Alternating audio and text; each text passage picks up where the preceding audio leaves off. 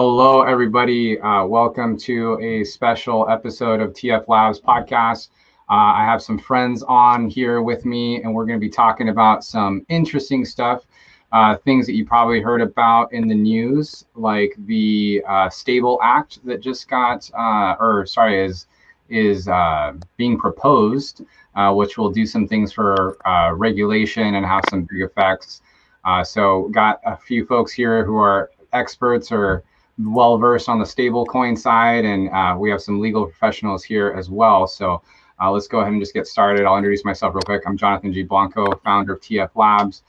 We're a startup studio as well as an agency. Do a lot of things in the blockchain and crypto space. I'm just going to introduce you all in the order that you're on my screen. So Michael, you want to go next? Hey, Michael, you're on mute. Still muted. Thanks, Jonathan. I'm a serial entrepreneur and investor focused on blockchain and digital assets. I'm the founder and CEO of the GDA group of companies, which is a vertically integrated group of blockchain companies focused across the digital asset capital market. I'm also the co-founder of the World Stablecoin Association and the managing, which is a nonprofit and advocacy group focused on positive regulations for stablecoins. And I'm the managing director of the XDB Foundation, which is also a nonprofit foundation that is focused on building out the digital bits ecosystem, focused on branded currencies and branded stablecoins. Excellent. Nice. Jill, you want to go next, please? Sure. Hi, everyone. My name is Jill Williamson. I'm an attorney at Gravis Law here in Seattle. I represented a number of stablecoin and other crypto companies and do focus a lot of my work in the regulatory compliance space of crypto and blockchain. Excellent. Kory. Hey, everybody. My name is Kory. I'm the CEO and founder of Stably, based here in Seattle as well. We are a stablecoin fintech startup, also specialized in asset tokenization. We work with a wide range of enterprise clients and B2B clients, as well as blockchain foundations to connect assets from the real world to the digital world. And we actually create quite a number of stablecoin products ourselves. So I'm pretty familiar with this space. Nice. And Bob, can you round us out, please? Certainly. My name's Bob Cornish. I'm a partner at Anderson Kills Law Offices in Washington, D.C. I'm a financial services attorney, been practicing for 25 years, handle work in crypto and blockchain as well. And I'm also a member of the Wyoming Blockchain Coalition and admitted to practice in Wyoming. Excellent. Thanks so much. For those of you that are watching, this is a live recording, so we can see your questions and your comments. Let's please just start out. Give us a shout out. Let us know where you are watching from, what city are you in, and of course, ask your questions as they come up. We will do our best to answer them throughout the show. So with that, let's use the Stable Act as kind of our point of reference. Do one of you want to just share what happened and what was that, last Monday, I think it was, with the Stable Act?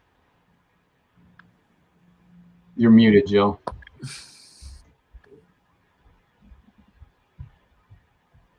That tricky mute button. Oh, yeah. You have to be considerate, background noise, dogs. It's a whole thing. So yeah, I'll give a quick overview. On the 2nd, so exactly a week ago today, Congresspersons Tlaib, Garcia, and Lynch introduced what they're calling the Stable Act. The Stable Act, it does a number of things aimed at what Congressman Tlaib says is the prevention of taking advantage of the or underbanked. But primarily, it relies upon the constitutional power of Congress to coin money, regulate the value of foreign coin, and fix the standard of weight and measures. It also relies upon the Federal Reserve Act, the Banking Act, and the Federal Depository Insurance Act. And it adds stable coins to the list of things that are considered deposits, which then relates to the definition of a depository institution, which would bring issuers of stable coins into then the definition basically of depository institutions that would be regulated under, there's a variety of regulations, but among others, the Federal Reserve Act and the Banking Act. It also has a few pretty specific additions to those regulations specific to stable coins, which would include any depository institution would require advance approval before it could issue a stable coin. It would require that the issuer maintain the peg, so ensure that the redeemable value never goes below what the value of the pegged currency. Maintain redemption value, maintain a reserve, a one-for-one reserve if the stable token is not insured.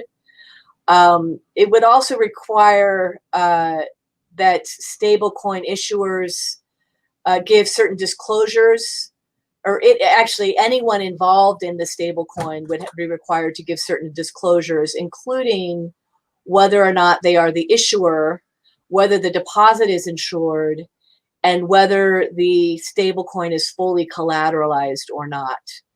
The last thing of note for me, and a matter of some puzzlement, is that it says that stable coins aren't allowed to use the term dollar.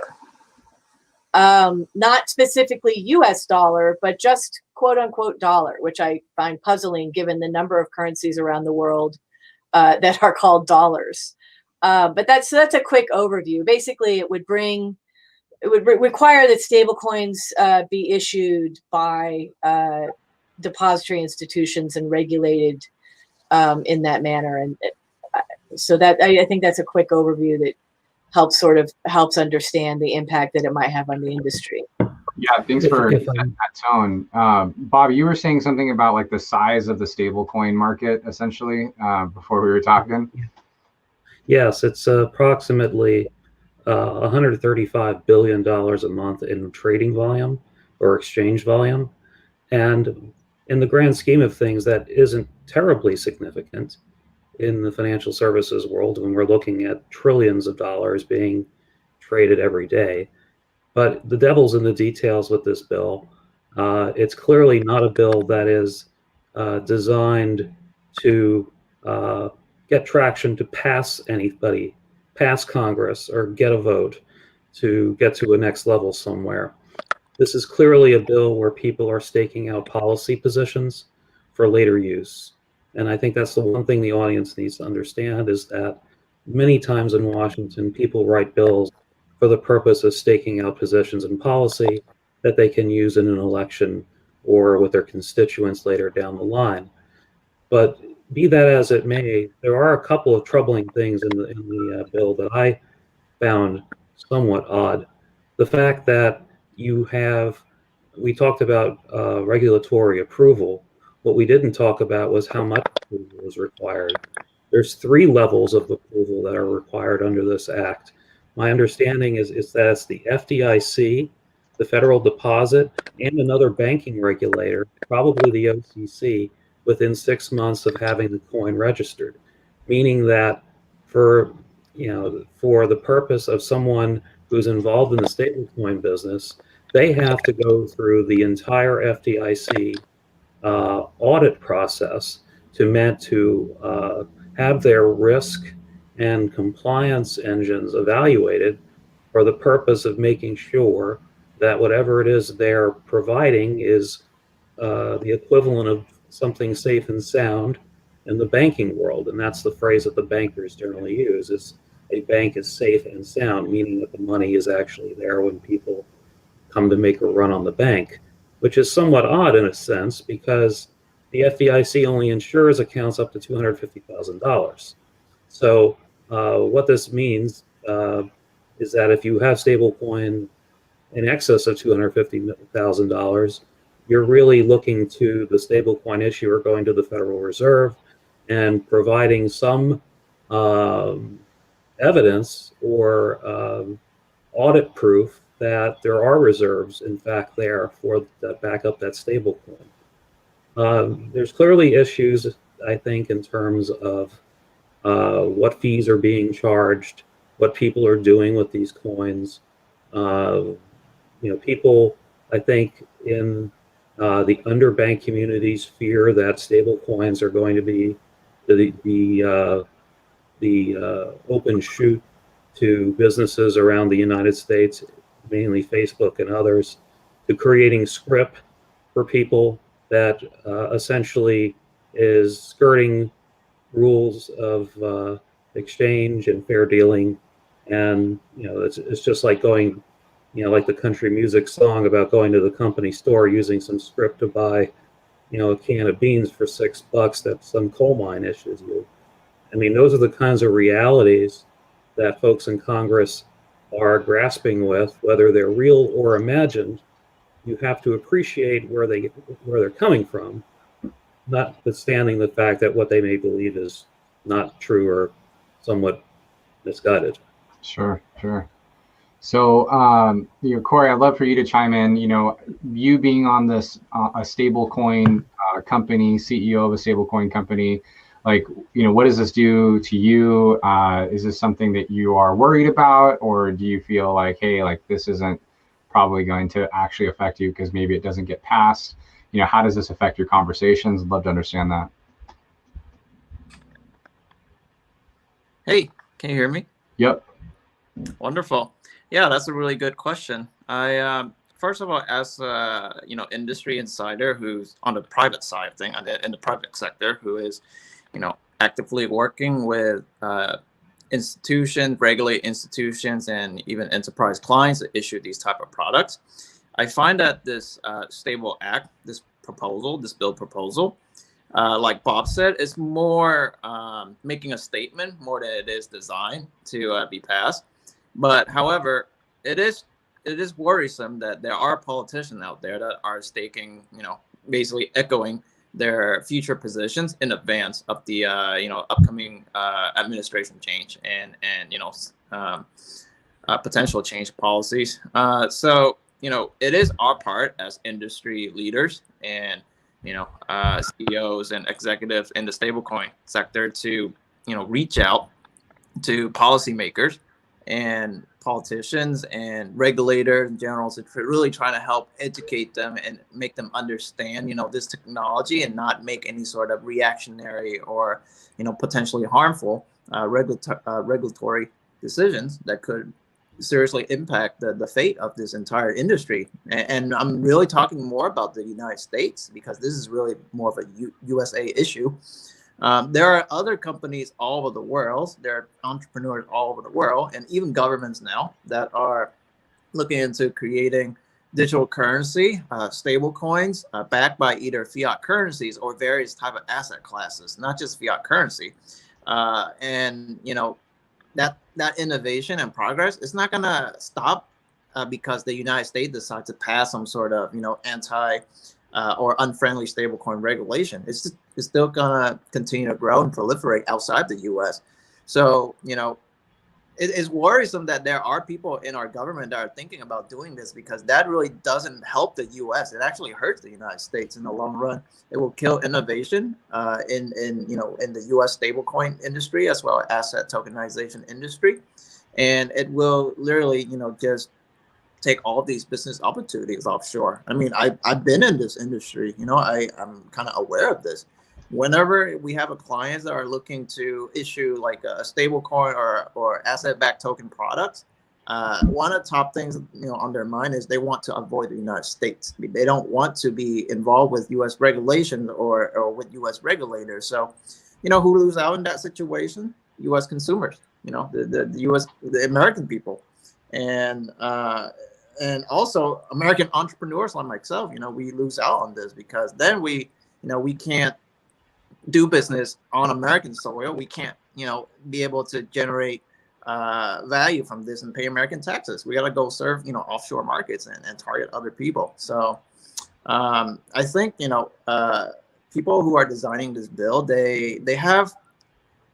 I'm pretty certain there's other underlying agenda that is beyond just protecting, quote unquote, protecting the consumer, because this act, if you really read through it, it doesn't really do that.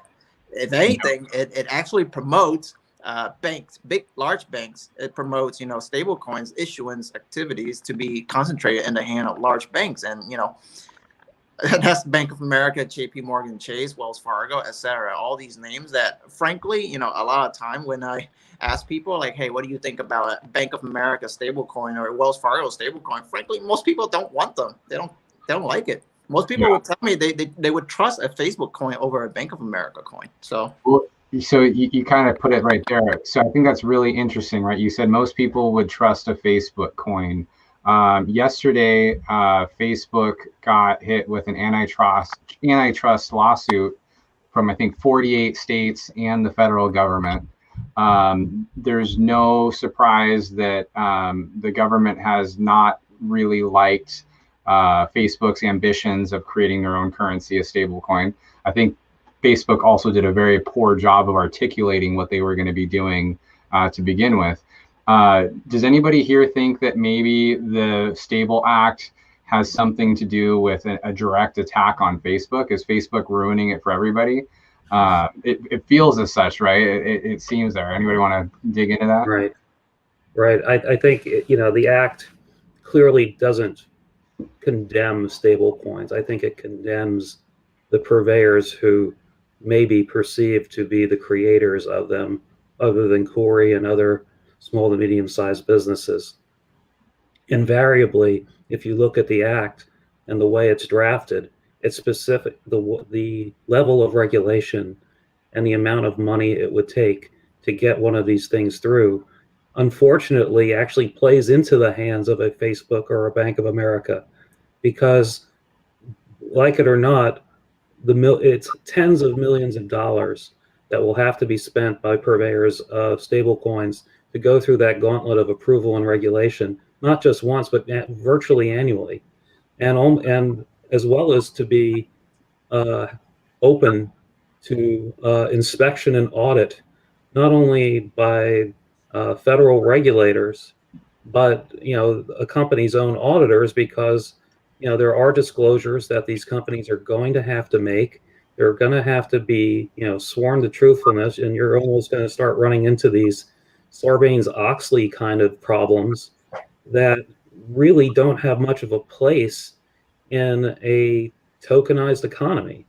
And other countries recognize this. And what I find ironic is, north of the border, there were 2 Canadian stablecoins issued the week that all of this stuff came down in the US. Nobody in Canada is banging on the doors, rattling pots saying, well, gee, we can't have stablecoins because, we're afraid of anti-competitive activity. I mean, Canada has a very regulated economy and a very regulated banking sector. The problem, frankly, is that you have monopolistic behavior here in the United States that has gotten the hair on the backs of people in Congress very worried. And you are going to continue to see these reactionary kind of bills come forth until, frankly, I think these folks go away. No, I think that's 100% right. I think, Facebook definitely, in the way that they, announced that they were going to issue the Libra without taking, what a more traditional company might take, which is a slower approach, doing some pre-work with Congress, some pre-work with regulators, and that pre-work would provide assurances about the protections, the consumer protections, but having not laid any of that groundwork, of course, the announcement of that Facebook was now basically going to become, in addition to having a revenue bigger than the GNP of many countries, it was now going to have its own currency. Bank. Well, it wasn't even going to be a bank. It was going to have its own currency, but not be a bank. Now, they might have been they may have been an MSB, but MSB regulation covers some consumer protection and anti-money laundering, but not the full range of concerns that bank regulation covers about stability of the bank and fees and disclosures. So yeah, I think that this is 90% a reaction to the idea that Facebook now can be bigger than many countries and have its own money. Yeah. And far less a reaction to, the reality, which is, if individuals who are worried about access to cost-effective and efficient banking to, the poor, the underprivileged, the unbanked, unlocking technology is the answer. Unlocking technology and decoupling some of these banking attributes, these banking services from big banks is the answer to getting, underprivileged, disadvantaged, underbanked folks. It's the answer to getting services to that population. It's not the problem. Right. And it's unfortunately there was a bad experience essentially, or real honestly, I take it as bad branding and bad marketing on Facebook's point, or on how they delivered what they were doing. So, for me, for example, if I'm Facebook, you're coming in and you're saying, we're going to do all these big grandiose things. Wait, pump the brakes. You're not going to become your own currency. Facebook has probably the best interaction model of any website out there, right? At least in the top percentage of it. It would have been so much easier to just say, hey, we love our users. We love our customers. We want to reward them with a loyalty point. And this loyalty point helps you, buy things in the Facebook ecosystem, and it's only in the Facebook ecosystem. I honestly think if they would have come at it from that point of view, they wouldn't have experienced so much heat. And then if they had secret plans to become a currency, so be it. But at least you're kind of like, starting out slow, where they did the opposite, right? We're going to become like this replacement currency for some of the world's unbanked and so forth, which, we all know on this room, and probably most of us listening, that's just code word for we want to figure out ways to make money, as opposed to like truly serving the unbanked in that regard. That's my opinion. Michael, what do you think on all this stuff? I think stable coins are inevitable. It adds too much value for it to not happen. The market's going to demand it. I think this Stable Act has slowed down innovation in America, and as Kory mentioned, is pushing it out of America. I think Facebook is for sure going to come to market with a coin. I think that every bank that stays in business is going to come to market with a coin. I think every enterprise, every institution is going to come to market with stable coins for use within their ecosystem. We think of stable coins as like this banking mechanism, but if it's just a representation of something else, right, being currency or whatever, having a representation as a point or this or that, like there's no reason why any institution, like you're saying, Michael, or any enterprise or company shouldn't want to have their own stable currency. Your whole goal in life as a corporation is to keep people in your network, right? Like that's the reason why you see the ability for there to even be antitrust lawsuits out there. It's like whatever you can do to keep people in your network, and how people transact is obviously one of those things as well. Yeah, it's basically an iteration of the branded credit card, the store brand credit card. It's the store brand stable coin. You use it to transact online. But I would say, one thing I didn't mention, which I should have, that's embedded in this bill, which is also extremely problematic, but also an indicator that this bill was not drafted or presented in, with any intent of it actually passing. And it's the notion that stablecoins are money. Every regulator to date, every federal regulator who has an interest in financial regulation has said that stablecoins, cryptocurrency, is not money.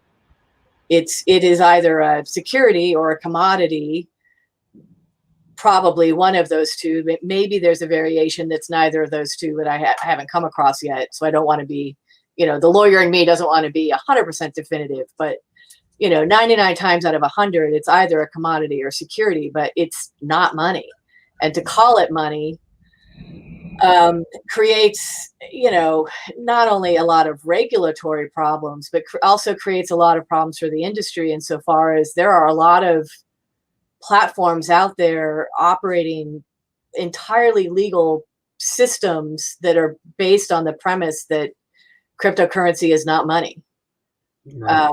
And so even if they're not affected by even if they're not stablecoin issuers, they would be affected by this bill and the notion that cryptocurrency and stablecoins are money. We have to remember that currency, there's a reason the words "this bill is legal tender" is on a dollar bill. That legal tender represents an obligation of the United States to honor that dollar. And now you have, with stablecoin purveyors, someone co-opting that legal tender status, arguably for profit. That doesn't sit well with populist-leaning members of Congress. There are still things in the banking bills that are problematic. I think the depository institution issue with these stable coins is a leap of faith in a number of aspects, imposing bank obligations, security obligations, AMLs, KYC obligations on the very currency that's backing the stable coin. It just totally misconstrues how these things actually work. And you can delve real deep into some of the arcane rules in the in the U.S. code. One of the funny ones that you don't think, hardly anybody does it, but I haven't checked to see if anybody's ever been prosecuted for it lately. But I cannot, under U.S. law, secure a debt with a physical metal coin minted in the United States. That's a felony. There's still stuff like that laying around in the U.S. code that actually prohibits people from engaging in day-to-day transactions. And what's problematic about this act, frankly, is that it's a reactionary, but two, it doesn't take into account some of the real endemic issues that exist elsewhere in our laws and regulations that make the use of these products somewhat ungainly at the moment. There's a very good purpose and a very good reason these coins should be used by a lot of people. And frankly, our statutory scheme is not very inclusive at this moment. Well, it's like you're saying, it's stifling innovation. It's the equivalent to the auto manufacturers pulling out the railroad system in in LA, right? And now we have crazy traffic in LA. So Jill, you look like you wanted to chime in there. Well, I was just going to say, it's to me, it's a puzzling bill insofar as I don't see how it fixes the problems that it purports to address. To Bob's point, it just doesn't. There are much easier fixes. If you're concerned about consumers, if you're concerned about fees or rates, or you can a consumer protection bill that brings this in, that requires some disclosures, that can that's simple. It doesn't require picking apart all of the arcane banking laws on top of the intersections of this bill between FinCEN and Treasury and OCC and that the statutory framework that goes back, to the beginning, the founding of our nation. I mean, I would not start with amending banking law. Well, I wouldn't start there for almost anything, but certainly not to fix what they purport to be the issues that they're trying to address. And I find that a puzzling approach as well. I really have a hard time understanding why they didn't just slap a consumer protection bill out there and say, you have to disclose these things. Maybe it has to be backed. None of that requires digging into the bowels of banking law. Yeah. Wait, we're getting a ton of great conversations going in the different channels across YouTube, LinkedIn, Twitter, and Facebook. Thank you all for commenting there. I just want to take a pause for a second. Wherever you're watching this, please just do us a quick favor and either tweet it out or share it out on whatever social channels you might be watching this. Help us continue to grow these conversations and get more people involved. Last with that, please start asking questions and we're going to do our best to answer them as they come up. Kory, what you think, man? What else is going on from your perspective throughout all this? I'm wondering if this is something that the politicians are quietly working on to preface the launch of a U.S. Fed coin, like a federal stable coin somehow, or a CBDC. That's just my speculation or conspiracy theory, I guess, but no clear evidence there. Well, I guess I'm just throwing that one out there. Well, let's dig in on that for a little bit. So, if there is a Fed coin, I'm a product manager and I help companies think through their use cases and develop the whole product strategy around it. So I like to do that even for things I disagree with. And so if you think about it, a Fed coin makes so much sense from a US government perspective. Why wouldn't you want to have a more traceable form of money, right? That just makes sense if you are the entity of the US government. And that's not necessarily, I'm not saying that's good or bad. It's just, it makes more sense for everything from bills that are being paid to taxes that need to get paid to being reimbursed. If we all had, an FDIC or a Fed coin type of wallet, and that's how we get our stimulus checks, for example, right?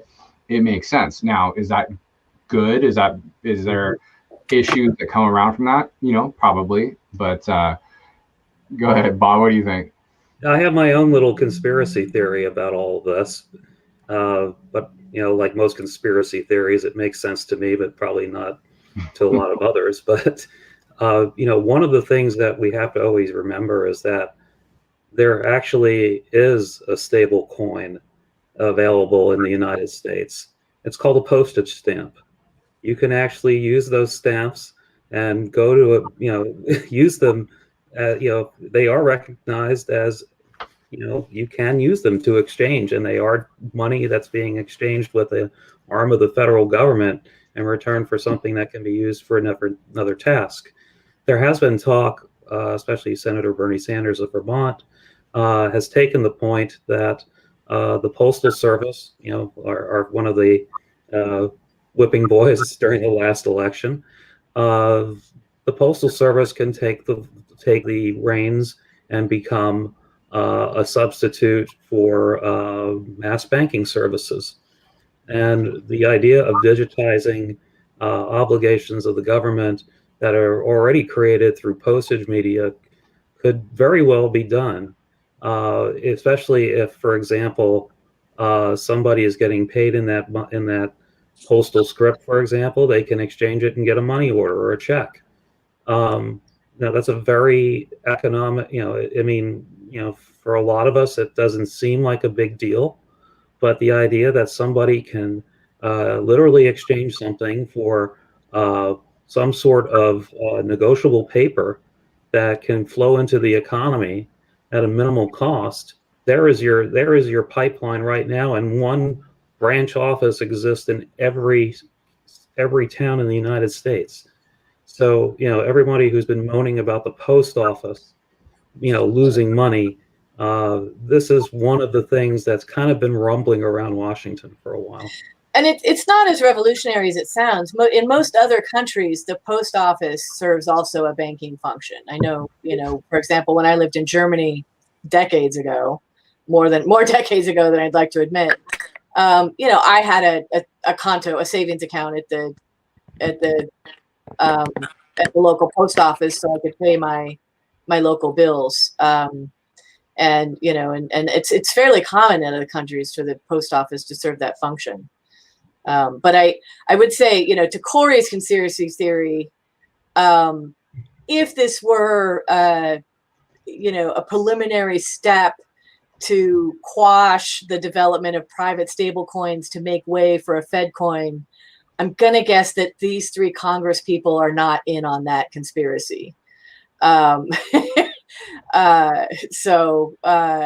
if it were a different, maybe a different set of co-sponsors, but these are not your well, and like nothing against congressmen and women, but they're not known for being like the most technically savvy individuals, or if you've seen any of the hearings against big tech, I mean they're pretty brutal, some of the questions that get asked.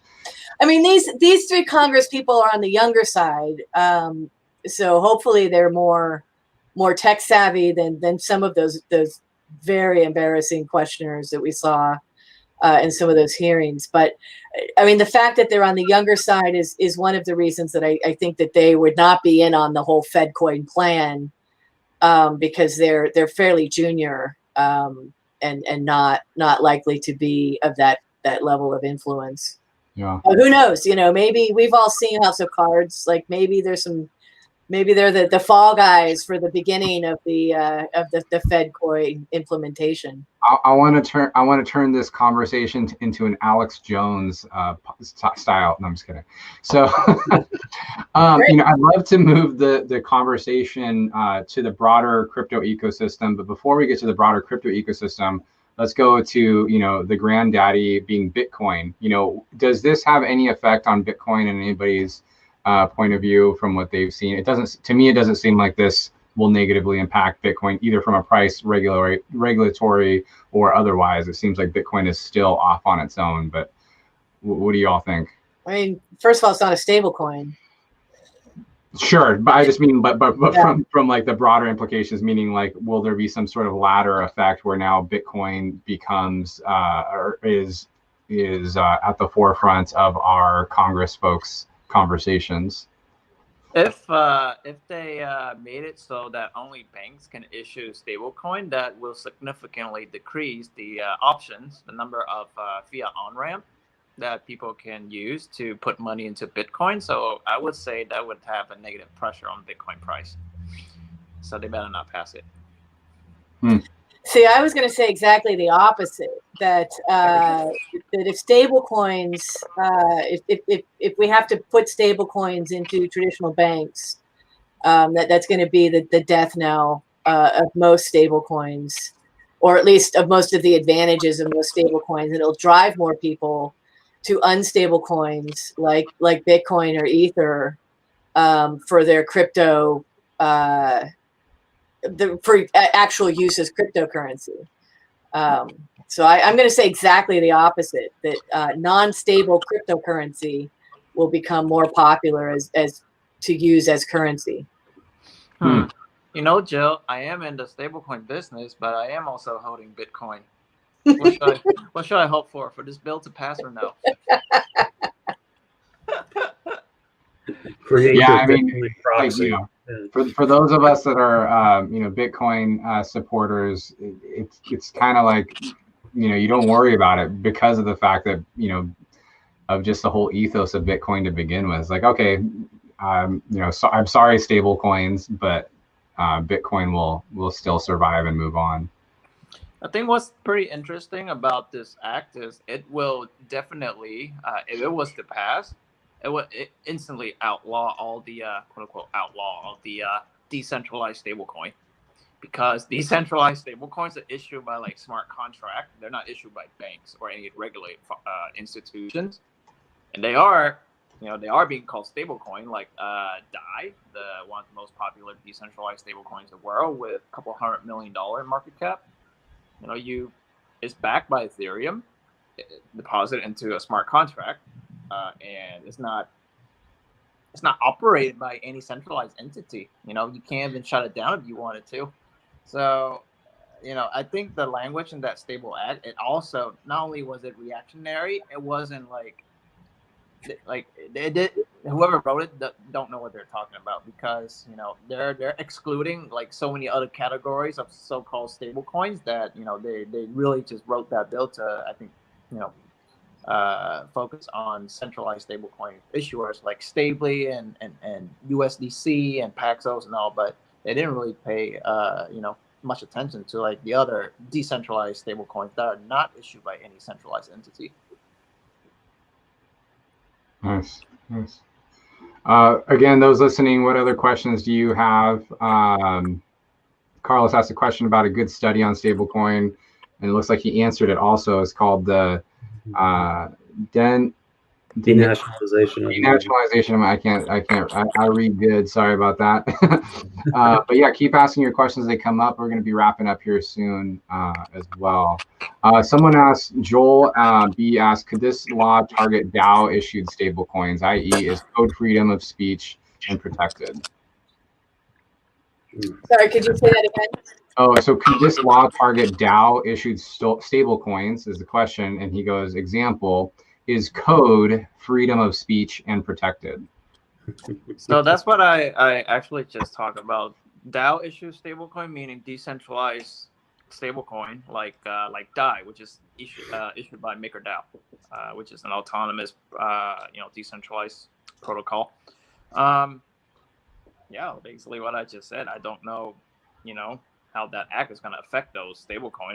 If that act was literally passed overnight, I think it would outlaw all those DeFi or DAO issued stablecoin would be outlawed overnight, because they're not banks, they're not chartered, they're not licensed. So and obviously that the question of whether code is free speech and protected by the Constitution is highly nuanced.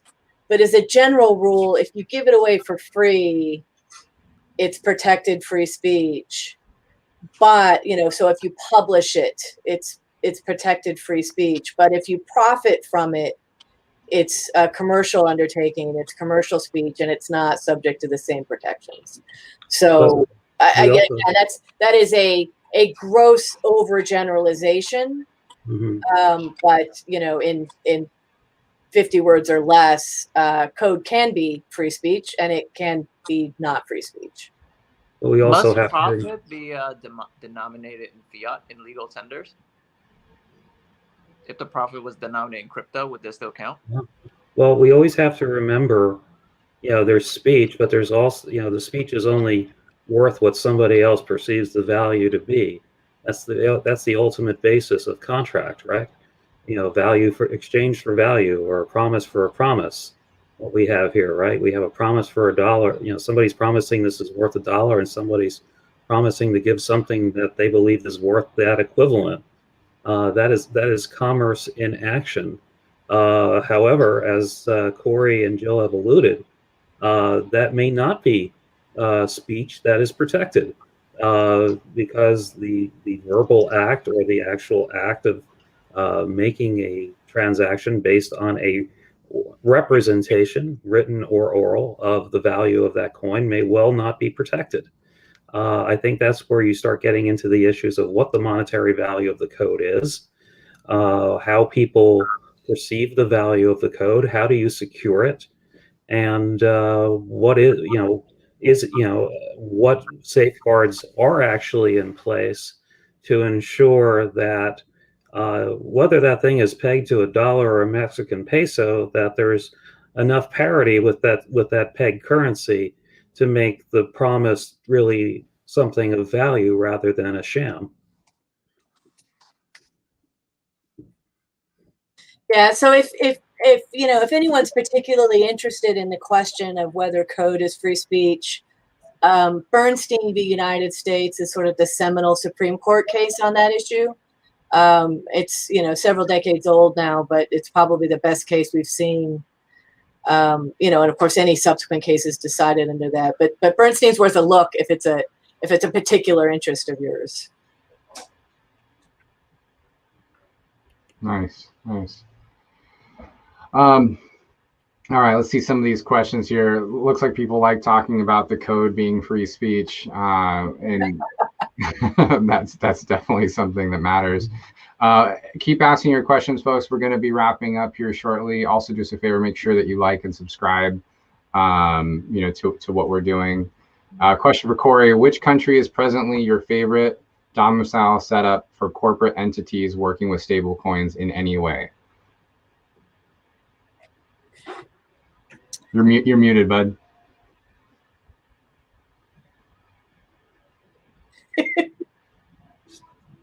Here, I think I can unmute you.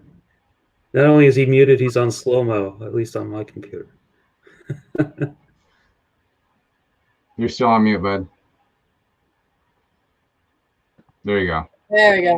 Now we can. But speak up because it's a little quiet on your mic for some reason.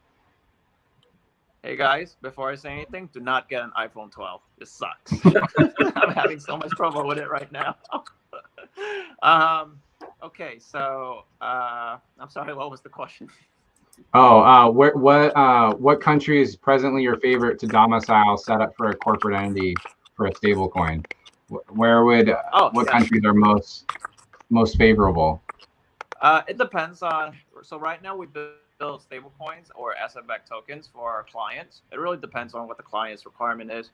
If the client wishes to create a product that is U.S.-centric, that is for the U.S. market, we'll base it in the United States.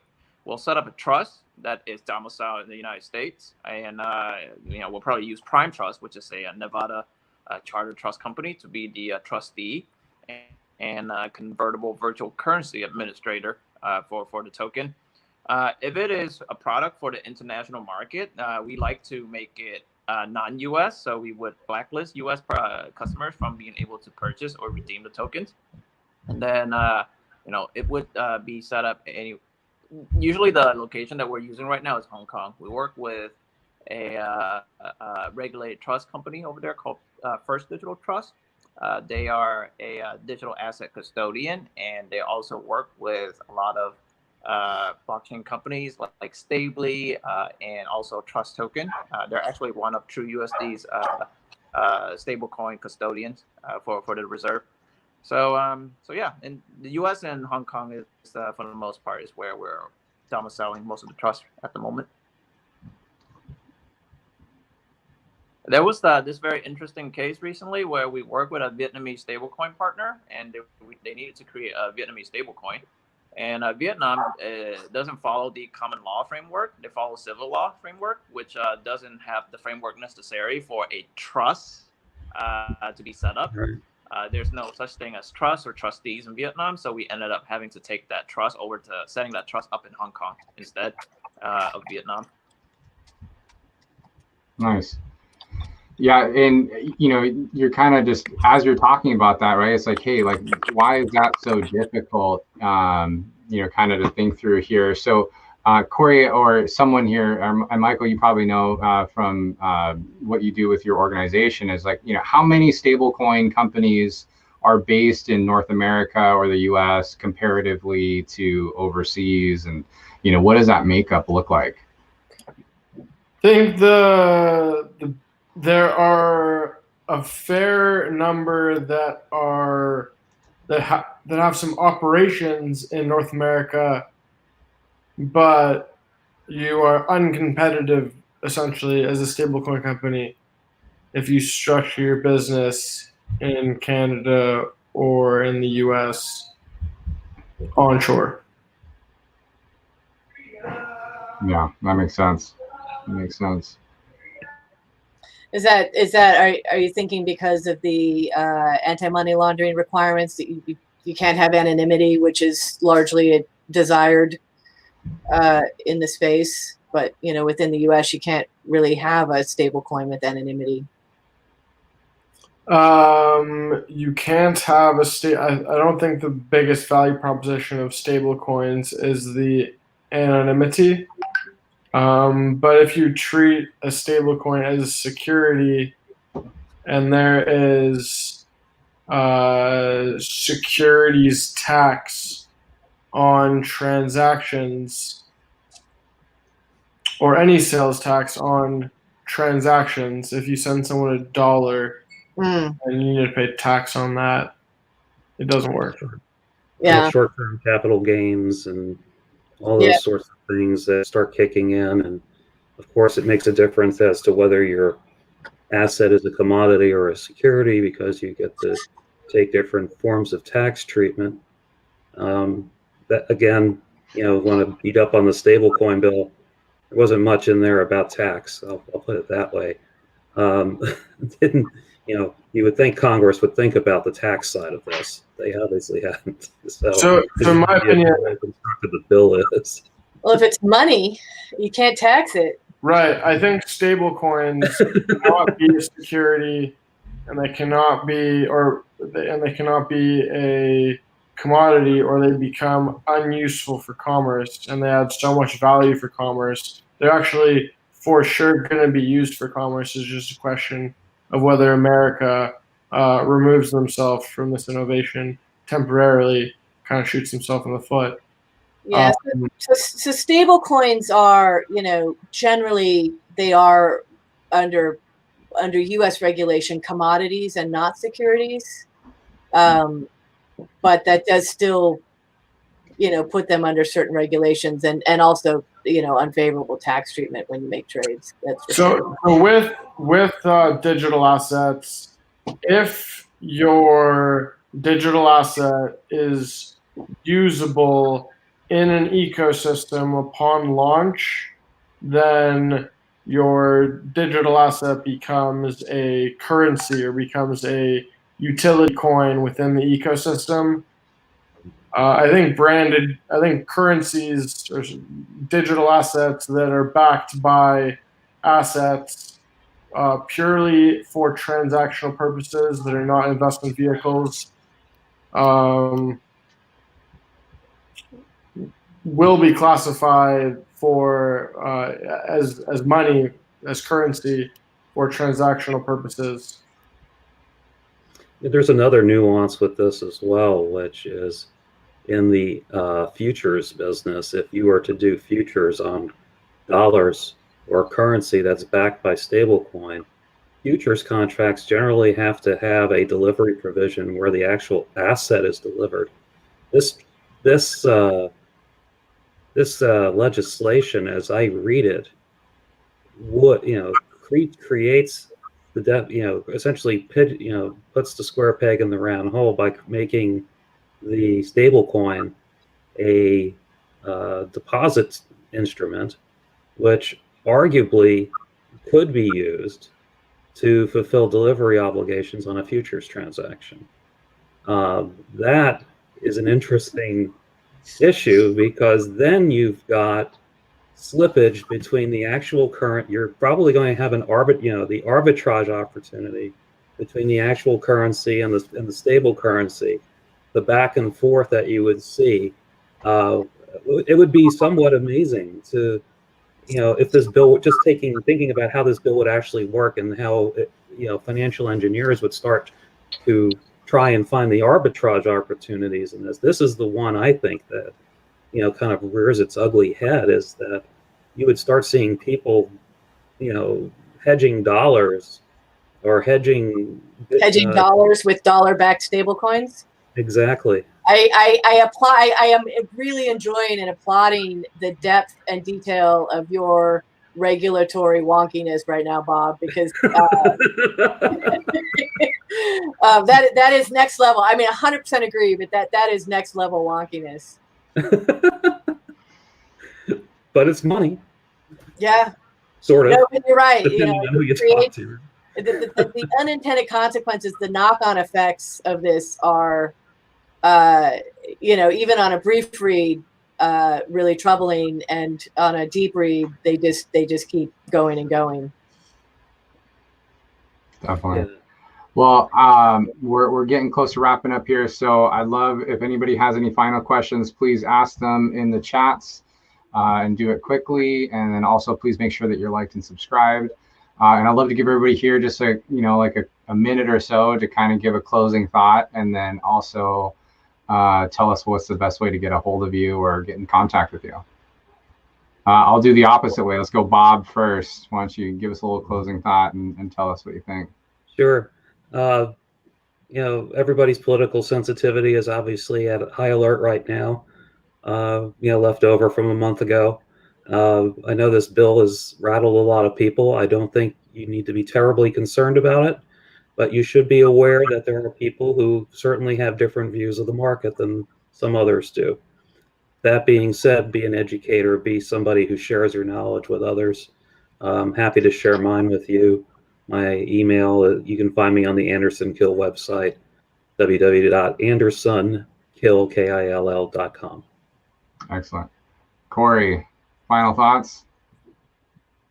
You got to unmute yourself, though. Hey, can you hear me now? Yeah. Yeah, my final thoughts on this is I hope, regulators and politicians alike, before, they make any sort of decision that can have long-lasting impacts on the U.S. Stablecoin industry, not just stablecoin, any industry competitiveness, and that ends up affecting the American people. They should be talking to industry leaders, people like me, people like Jeremy Allaire from Circle, people like Brian Armstrong from Coinbase, and really gauge our opinion, because we're in this industry, we're at the forefront of it. We know what's going on. We know who's this industry is helping, who's this industry is hurting, and we can help the regulators formulate very effective policy that will help not only the entrepreneurs grow, but also benefit the end users and the people. So that's really the only message I want to put out. Talk to us before you do anything crazy. Yeah, definitely. And what are good ways that people can get in touch with you, Kory? Kory, what are good ways that people can get in touch with you? Yes, you can reach out to me on Twitter. My Twitter handle is Kory Hoang, KoryHoang. Or you can also reach out to me on Telegram, same handle. Excellent. Jill, what do you think? Can I just say ditto to everything that Bob said?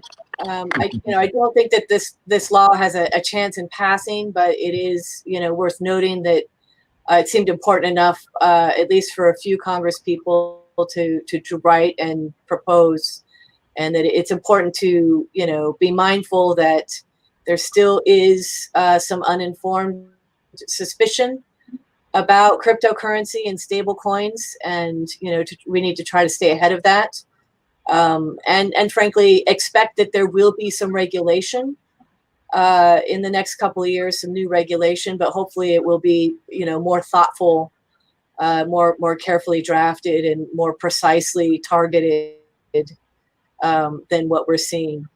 Like Bob, I'm happy to educate, happy to talk to folks. You can contact me. I'm on the Gravis Law website, or it's jwilliamson@gravislaw.com. Excellent. Michael.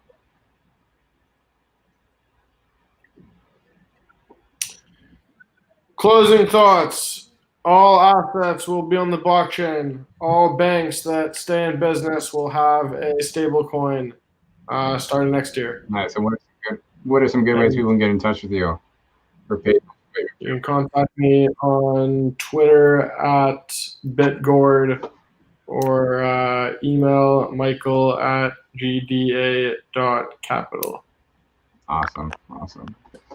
My closing thoughts is, I think what we've learned and seen is that cryptocurrency, Bitcoin, stable coins officially have the eye of institutions, financial institutions, and the government, and have a seat at the table, frankly. Even if, however big or small, there's a seat at the table. So there's certain things that we can control, and there's certain things that we can't control. And, for most of us listening, we're not going to have an impact on what the government does in the regulation. But what you can do is be in control of your own self, whether that be for you personally or for you and your company. So I always say, what's your Bitcoin business strategy? What's your blockchain business strategy? What's your crypto business strategy? If you have a company and you're not thinking about these things now, you need to be, because in a few years you will have to think about it. So I just want to leave people with there. You can follow me on Twitter at JGProduct and at TFLabs_. And for those watching and listening live, thank you so much, and thanks for adding to the channel. Please make sure you're liked and subscribed, and we'll have this on our podcast as well. And if you want to get a hold of me, you can also email Jonathan at tflabs.io, and happy to help however I can. Thank you all for listening and watching, and we'll see you all soon. We're going to have another episode on Wednesday at 4 p.m. Pacific Standard Time. We're going to be talking about Bitcoin and just what's been going on there. Thanks so much, everybody. We'll see y'all soon. Thank you, Cheers, Doug. everyone.